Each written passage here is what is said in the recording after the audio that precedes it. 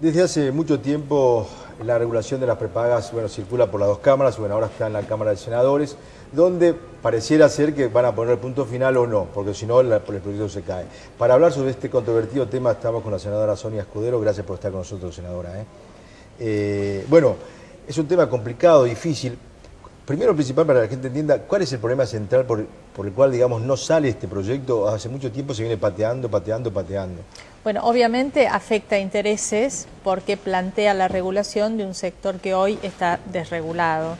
Está desregulado por una parte, porque por otra parte el secretario de Comercio interviene con la pauta de cuál es el aumento que autoriza para el pago de las cuotas. De modo que lo que se busca con este proyecto es una regulación que establezca claramente cuáles son los sujetos comprendidos, una regulación que establezca cuál es la autoridad de aplicación, porque nos parece que no deben haber muchas autoridades de aplicación. Por un lado, el Ministerio de Salud, por otro lado, la Secretaría de Comercio, el Tribunal de Defensa de la Competencia. Bueno, eso realmente conspira contra el usuario porque no hay claridad de cuál es la autoridad que tiene que tomar decisiones.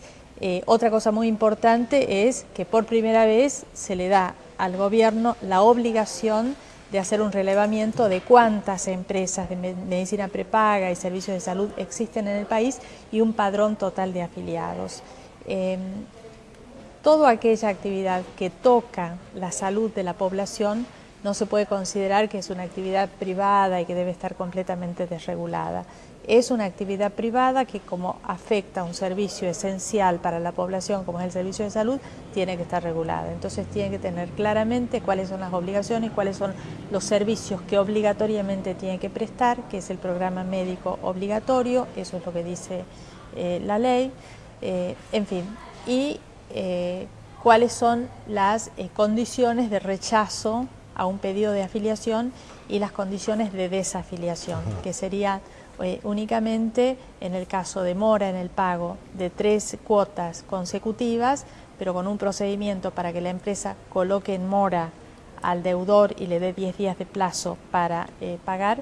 Y el otro tema es el tema de haber falseado la declaración jurada. Y en ese sentido nosotros queremos que quede claro también que el haber falseado la declaración jurada no tiene que ser que solamente la empresa lo diga, sino que tiene que haber una especie de sumario administrativo donde la autoridad de aplicación sí, después de las pruebas, admite que ahí hubo un falseamiento de declaración jurada. ¿Hubo muchas presiones de parte de las prepagas durante todo este tratamiento? No presiones, nos hicieron llegar algunos documentos, ¿no es cierto?, indicando cuáles son los temores. Había fundamentalmente uno de los artículos en los que se oponían mucho las prepagas, que es donde se les exige una especie de reserva técnica, ¿cierto?, que el promedio de facturación de los últimos 12 meses tiene que quedar en reserva y 50% de esa reserva tiene que ser en instrumentos de fácil realización. Lo que ellos plantean es que si se les inmoviliza un capital de ese tipo, ellos no pueden aplicar ese dinero a estar, por ejemplo, invirtiendo en mejoras como es el aparato, comprar nuevas tecnologías para mejorar justamente los servicios de salud. En fin, el ministro planteó que todos esos temas son aceptables de revisión y que seguramente lo que no se haya podido arreglar en el texto se arreglará en el momento de la reglamentación. Otro de los temas también que está por tratarse, digamos, o que está en tratamiento es la salud mental. ¿Por qué no le explicamos a la gente de qué se trata ese proyecto? Porque también es importante y que además esto no tiene nada que ver con el Poder Ejecutivo, porque tal vez tenga un final feliz. Bueno, este es un proyecto muy importante, me parece que uno de los más importantes en materia de derechos humanos de los últimos tiempos y que cambia el paradigma en el tema del enfoque de la salud mental. Se busca terminar con los manicomios, o sea, se busca que los enfermos mentales tengan que ir a atenderse a un hospital general y que el hospital general tenga el servicio de salud mental. Y esto es muy importante porque cuando llega un paciente con un problema de salud mental, si va al hospital general seguramente le van a hacer un chequeo completo y a lo mejor descubren a tiempo la existencia de un tumor o alguna cuestión física que es la que está generando el problema mental. Hoy, con todos los avances de la ciencia y los avances en la cuestión de los medicamentos, los enfermos que están bien medicados y bien tratados pueden llevar una vida bastante normal y pueden contribuir, ¿no es cierto?, a la sociedad.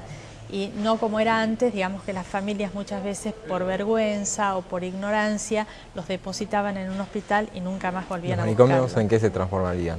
En hospitales generales. Hay que hacer esa transformación en hospitales generales y la gente que esté especializada pasar a integrar los equipos de salud mental de los distintos hospitales generales. Y después habrá que abrir casas de medio tiempo o viviendas donde 4 o 5 personas con una enfermedad puedan vivir porque no tengan una familia, ¿no es cierto?, que los apoye, pero donde haya un servicio que los visita diariamente para controlar en qué estado están. ¿Y el presupuesto dónde saldría? El presupuesto tiene que ir saliendo de cada provincia, de salud, del presupuesto de salud de cada provincia, pero también la nación tiene que asistir a las provincias en esta transformación. Y esto es importante que se diga que las provincias ya lo están haciendo, porque Argentina ha ratificado, ¿no es cierto?, una serie de convenios internacionales, con lo cual ya se está buscando. Por ejemplo, la provincia de San Luis lo hizo hace 16 años. Hace 16 años la provincia de San Luis cerró el manicomio y ya tiene a todos los enfermos mentales viviendo normalmente en casas de familia. Los que eran muy ancianos y no tenían familia que se hiciera a cargo, bueno, están los hospitales geriátricos, pero no tienen por qué estar en un neuropsiquiátrico si realmente puede valerse por sí mismo. El otro tema importante que trata el proyecto es la cuestión de los adictos. Y por primera vez se establece que los adictos problemáticos son pacientes del sistema de salud. Esto es muy importante para las madres del Paco, que, ¿no?, con sus hijos desesperadas, que no tienen a dónde ir, que el hospital no los atendía. Bueno, ahora el hospital público, el sistema de salud público tiene que hacerse cargo también del tema de las adicciones. Realmente son temas muy, muy importantes, pero bueno, nos llevamos un poco a la política. Usted nombró la provincia de San Luis, donde es gobernada justamente por el peronismo federal al que usted representa, y bueno, el peronismo federal que está conmovido por, bueno, por el apartamiento, el paso a costado de la mesa de conducción de parte de Carlos Reutemann. ¿Esto en qué manera creen que va a influir? No sé, para el peronismo federal obviamente Carlos Reutemann es una figura muy importante, uno de los políticos con mejor imagen en la Argentina.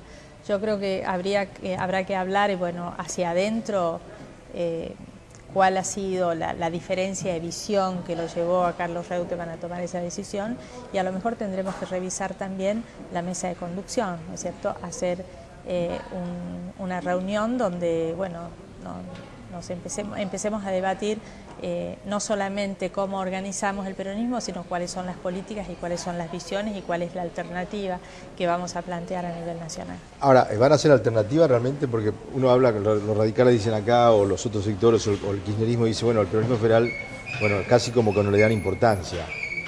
Bueno, nosotros somos peronistas y estamos buscando una alternativa al kirchnerismo dentro del peronismo. De modo que lo que los demás piensen no importa, digamos, tenemos tanto derecho como cualquier otro partido a hacer una propuesta a nivel nacional. ¿Creen que se pueden producir fugas a partir de la muerte de Néstor Kirchner, que era un poco el límite que tenía muchos de los integrantes del peronismo federal?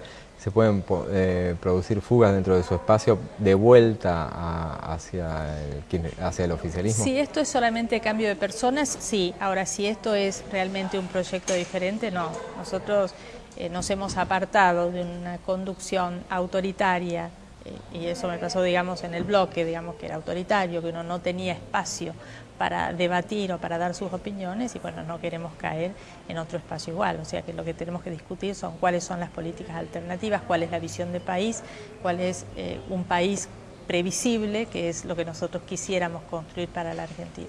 ¿Qué perspectiva le da a este año de gobierno, de futuro, sí, de Cristina Kirchner? O sea, ¿cuál es la perspectiva que usted tiene? Digamos, usted la conoce bien también como legisladora y además como viene desarrollando su gestión al frente del Poder Ejecutivo. ¿Cuál es su perspectiva a partir de la muerte de su ex? Yo no creo que la muerte de Kirchner afecte la gestión de gobierno. Digamos, el gobierno está consolidado, el gobierno sigue adelante. Habrá que ver, bueno, de qué modo la afecta a la presidenta personalmente y si eso va a afectar la gestión, pero en principio el solo fallecimiento de Néstor Kirchner de ninguna manera afecta al gobierno y me parece que es bueno que estemos tan cerca de un año electoral, porque eso seguramente va a descomprimir muchas tensiones que empezarán a generarse dentro del oficialismo. Muy bien, senadora Escudero, gracias por estar con nosotros. Gracias a ustedes. Nosotros seguimos con más Parlamento TV.